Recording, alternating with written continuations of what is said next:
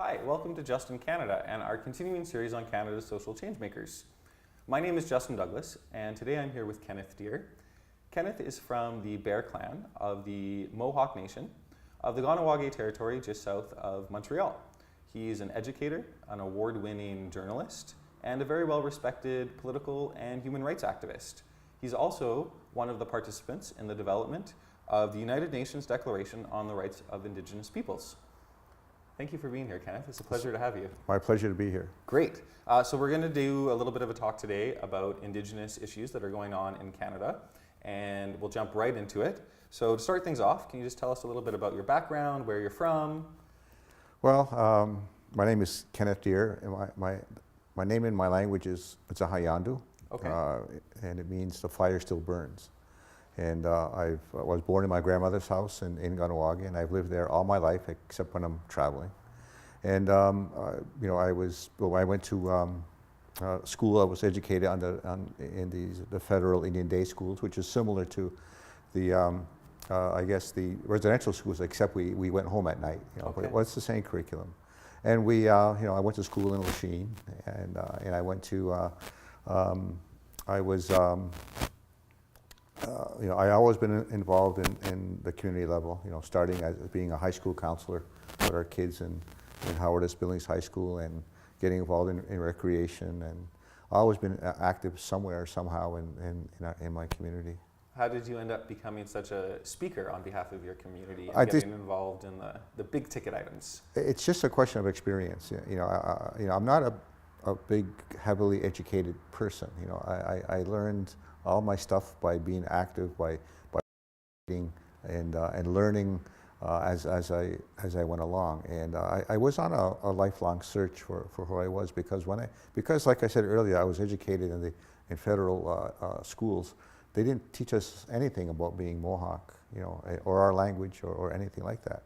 I had to go on a lifelong quest myself to find out who I was. To avoid being assimilated, and in that search, I learned so many things, a lot of things. I still got more to learn. What I've learned, that I had such a passion for learning that stuff and also sharing it, and so I don't know, by osmosis, I learned a few things, and I try to explain it as clearly and the best I can. You've explained it through many different mediums, and you've accomplished a huge amount of things over your career. But one of the things that stands out to me the most is the award-winning Eastern Door newspaper. And maybe you could just explain to us a little bit what the newspaper is, where it comes from, how you created it. The Eastern Door newspaper comes out of the aftermath of the Oka crisis, 1990. After the Oka crisis, our community was really post-traumatic stress, position. So the community was really getting a lot of its information through the mainstream media, radio, TV, and newspapers, and a lot of that was slanted at that time. And we needed a platform of information that our community could depend on, And so myself and some friends, acquaintances, and enemies, we got together and we said, we need our own newspaper. And so we just started without any money. We decided either we make a nonprofit newspaper or for-profit. If it was going to be nonprofit, we needed a charter and needed a board of directors, all that kind of stuff. Nobody wanted to do that, so I said, okay, I'll do this. It'll be mine though. And they said, go right ahead. And somebody loaned me a computer, or somebody else get software, and somebody else said they'll write for me. Somebody said they'll type the stories out, So with all this energy, we were able to put together a newspaper by the seat of our pants and out of my living room, dining room, and we started a newspaper that would serve our community and give out information that our community can depend on. And it's been going strong now for 16 years. It's been going on since 1992 until the present. I ran it for 16 years, until I sold it a few years ago. And where does the name Eastern Door come from? Well, we're Mohawks, and we're part of the what it's called in French the Iroquois Confederacy, or in English the Six Nations Confederacy, and we call ourselves the Haudenosaunee. And the Mohawks are the furthest east of all the original 5 nations. You have the Mohawks, then the Oneidas, the Onondagas, Cayugas, Senecas, and later on the Tuscaroras from the south came up. So Kahnawake is, the Senecas are the western doorkeepers of the Confederacy, and the Mohawks are the eastern doorkeepers. So anybody that coming into the land of the Iroquois had to pass through the Mohawks. So we were the eastern gatekeepers or doorkeepers. Kahnawake is the easternmost of the Mohawk communities. So I felt that the title of the paper should be the Eastern Door. So that's an entrance to our, and also a door goes both ways, in and out. So I thought the symbolism was very good.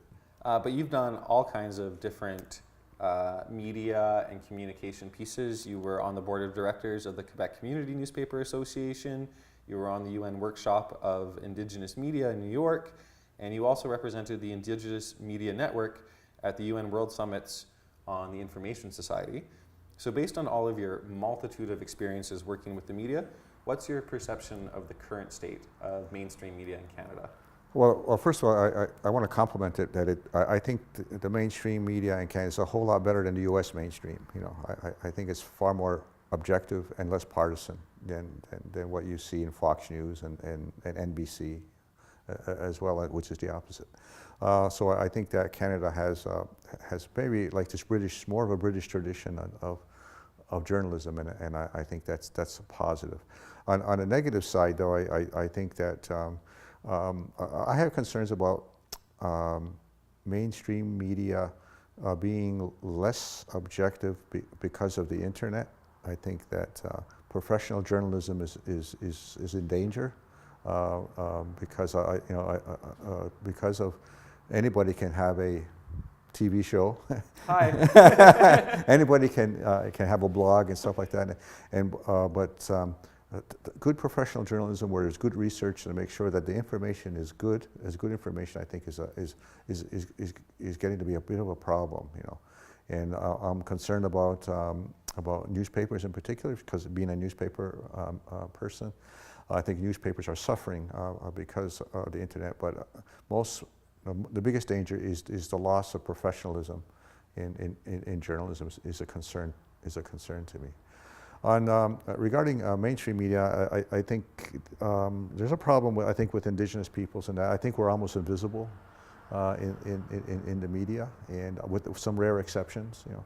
And I really like to see more of our content and our personalities in mainstream, you know, because we do have the Aboriginal People's Television Network, you know, and it's good. We like it, and it's good but we don't have that many non-native people looking at it, you know, and I think that's a problem.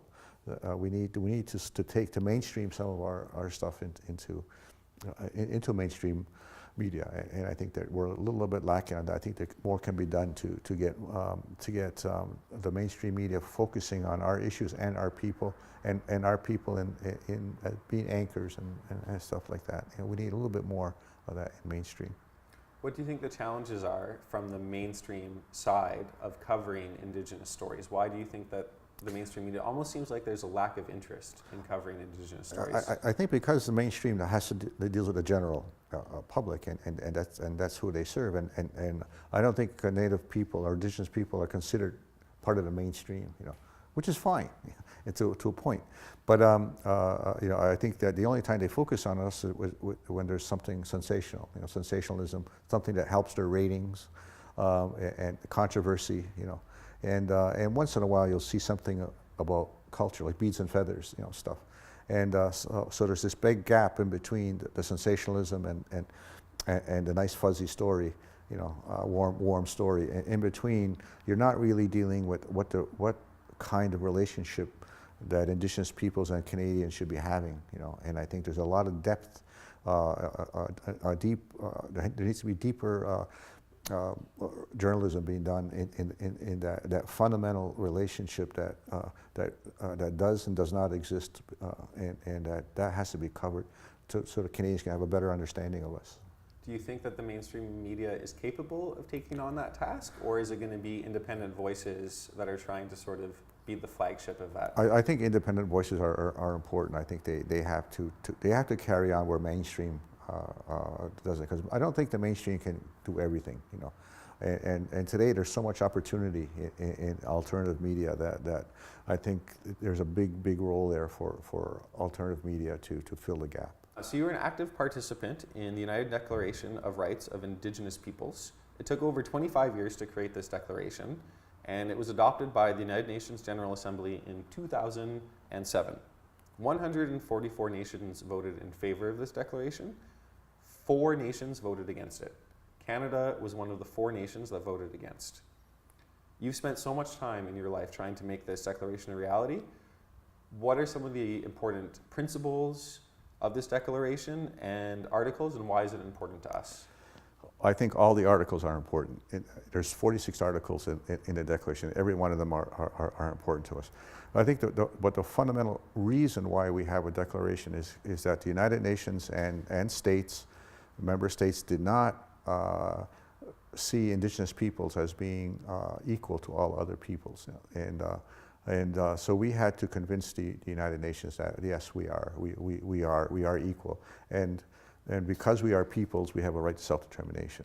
And so those are the 2 most important issues: Article 1 and Article 3, which says that Indigenous peoples are peoples, and Article 3 says because Indigenous peoples are peoples, we have a right. They have a right to self-determination to freely choose our political and economic direction, whatever we want to choose, like all the rest of the peoples in the world. Those are the 2 most fundamental issues.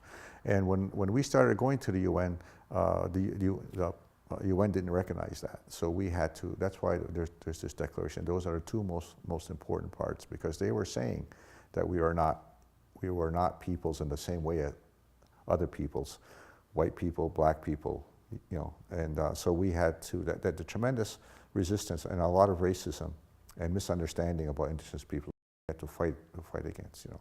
And we're still fighting that. We're still fighting that today.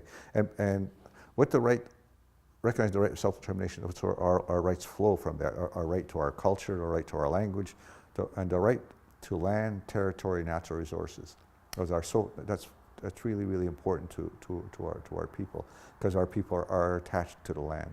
And another right is a free, prior, and informed consent on issues that affect us. That we should have a voice, a say, you know, being a deciding factor on all the issues that affect us, and not just states, you know, states alone. And that kind of paternalism by states has been very destructive to Indigenous people. Another important issue to us is treaties. You know, treaties are a nation-to-nation relationship between Indigenous peoples and states, and they are international in stature, and they're not domestic agreements. You know. So that's a very important issue for us as well. And there are many others: a right to education, a right to our culture, our language, to be free of genocide, you know, to be free of racism.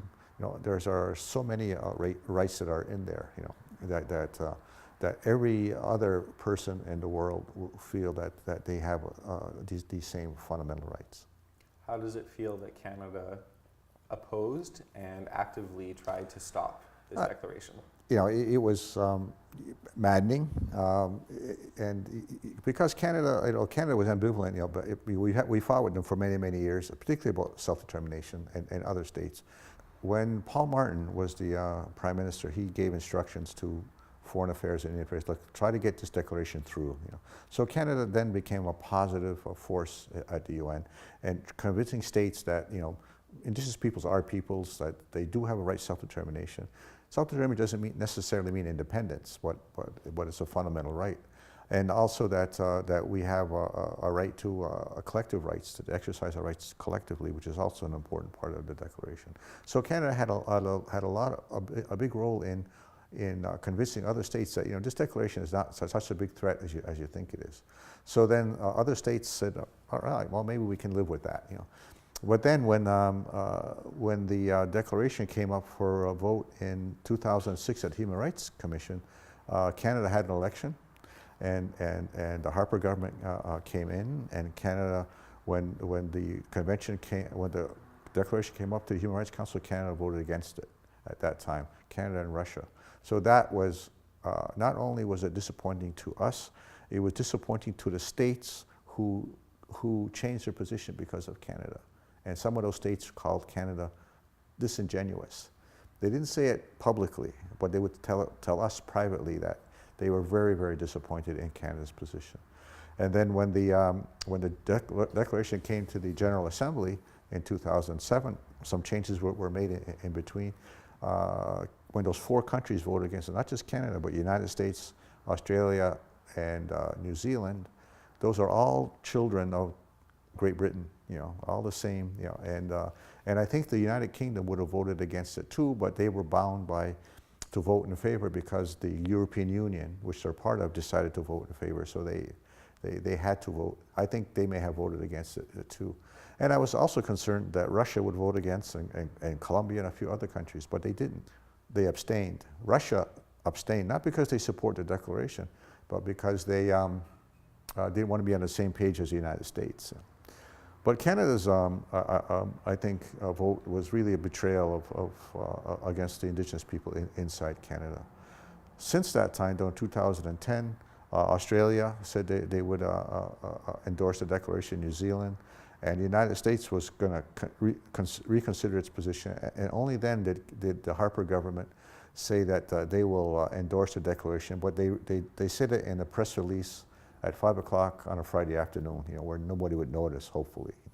So I don't think their endorsement of the declaration was not sincere, and Canada's attitude has not changed since 2007. Still today, even though they said they endorsed the declaration, they still resist the declaration in many areas in the United Nations today. So what are some of the main challenges of trying to work with our current government in Canada? Well, I think that, over the last decade, you can see that it's extremely difficult. I think this is one of the most paternalistic governments that we've ever had to deal with, at least in my lifetime. And I think they're really this idealistic point of view about Indigenous people, and I think they really want to get rid of us. They really want to terminate the rights of Indigenous peoples, and if they could remove us from the Constitution, I think they would try, if they could do that. But I think that there is no relationship. There was no real relationship between Indigenous peoples and this government. This government just likes to dictate our lives, dictate legislation, and no matter how much our people in Canada have been trying to get them to change their legislation, they very rarely do anything. They made a decision, and they go through the processes of consultation, but the decision has already been made by guys in short pants or women, and who make these decisions behind closed doors. Who they feel that they know better than we do of what's good for us. My perception is also a little bit that big business, the oil companies, private individuals who have an interest in Canadian resources see First Nations individuals as a threat to having control over the territory. All confrontations that have happened between us and the Canadian government has almost always been about land territory and natural resources.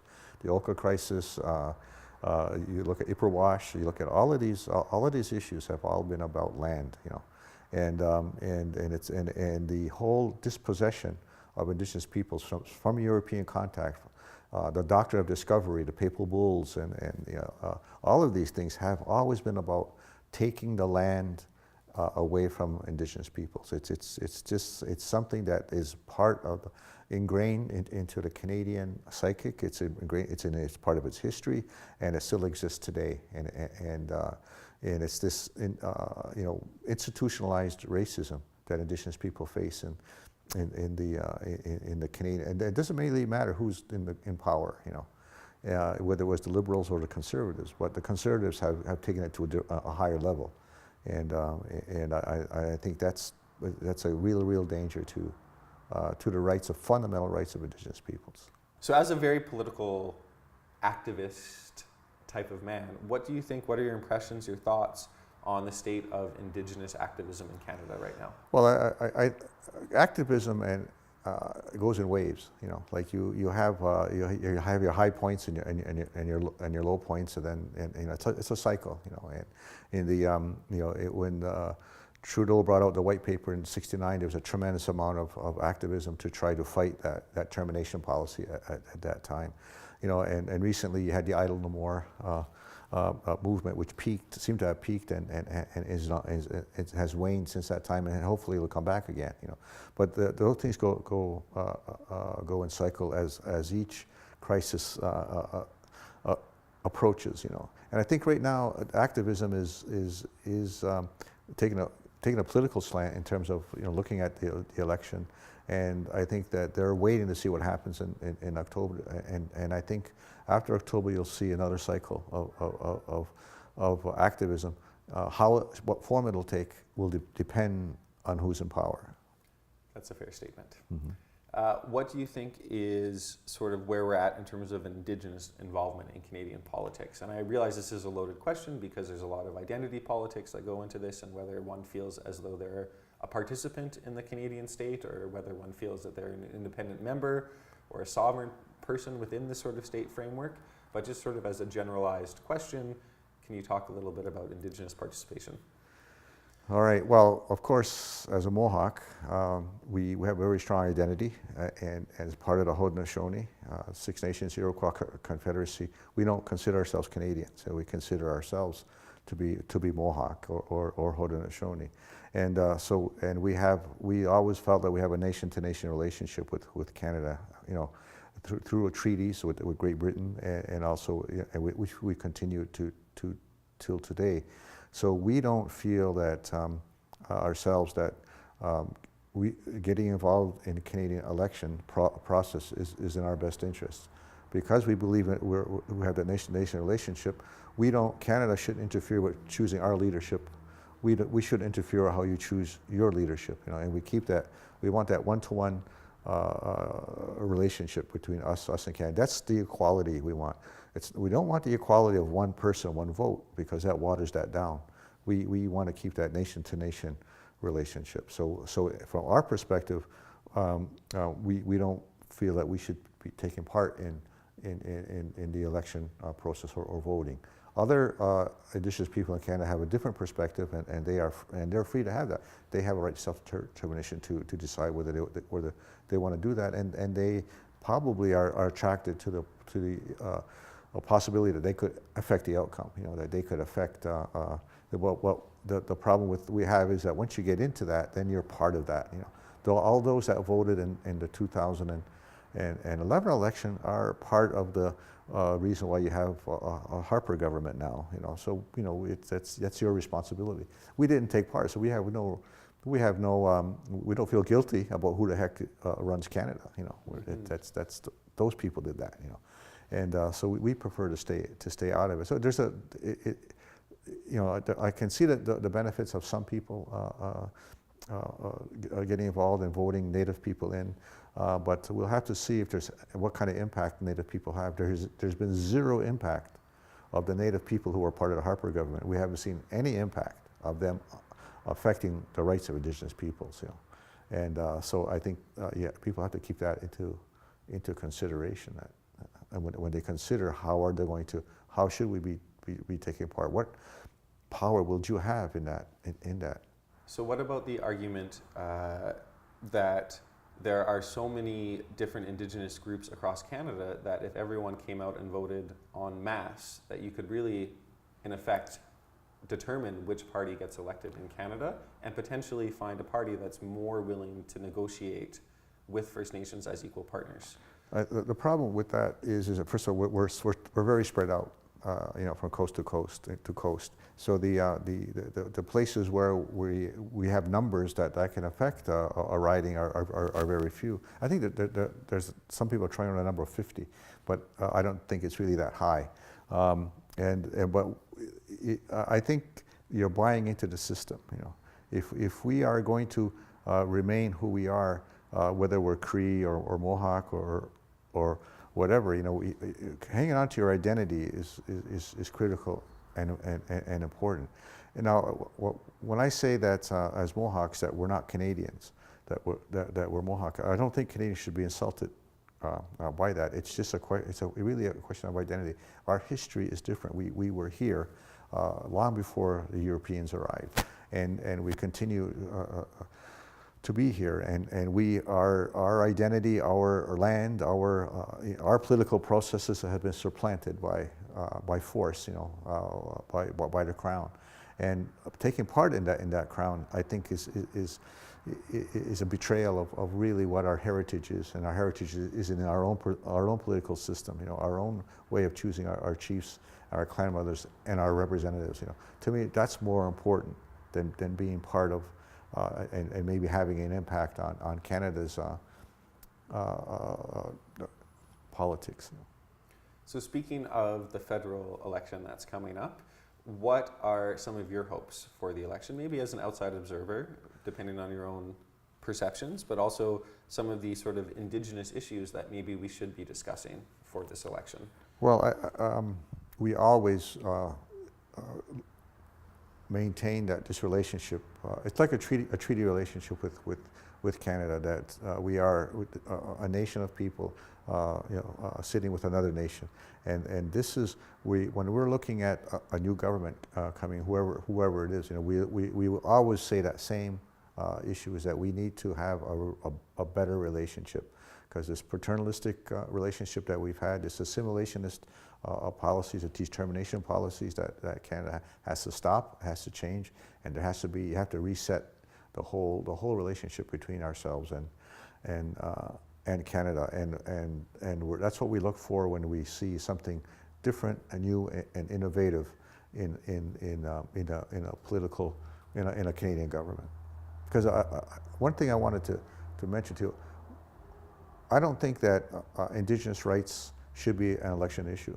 I think the rights of Indigenous people are fundamental and they're inalienable. We're born with them. They should not be decided by a political party or an election. And I think it's dangerous to have our rights debated or decided on by voters who really don't understand our history, who don't understand our worldview and a relationship, and also maybe influenced by this whole, what I call institutionalized racism in Canada against Indigenous people. So I'm really cautious about whether Indigenous rights of Indigenous should be an election issue. That's a really good point. That's something maybe I hadn't considered as much as I am now, now that you say it. But that's a good transition then, just in general, to how we can have better communications, interactions, understandings between Indigenous and non-Indigenous Canadians who don't necessarily know the history or the full understanding of what's really taken place in our country. How do we educate and really create a conversation? Well, I think you said, the whole thing about education is what you said. Why don't Indigenous Canadians know about Indigenous peoples? And the root is in the education system.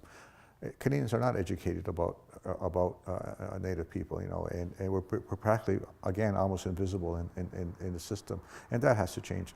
The Truth and Reconciliation Commission came out with a number of recommendations about the Canadian system, and some provinces are reacting to that and saying that it's true that there's a tremendous amount of lack of education. Canadians are ignorant about Indigenous people and that relationship, and that ignorance is what causes racism and also the assimilation policies and all the other stuff that comes with it is because of that ignorance. So now the education system can change and that'll help us in the future, but what can help us now though is I think that is a problem. I still think that there's a tremendous amount of that institutionalized racism in the system that we're fighting for, and it takes shows like this and media to try to correct the current generation of people into to have a better understanding with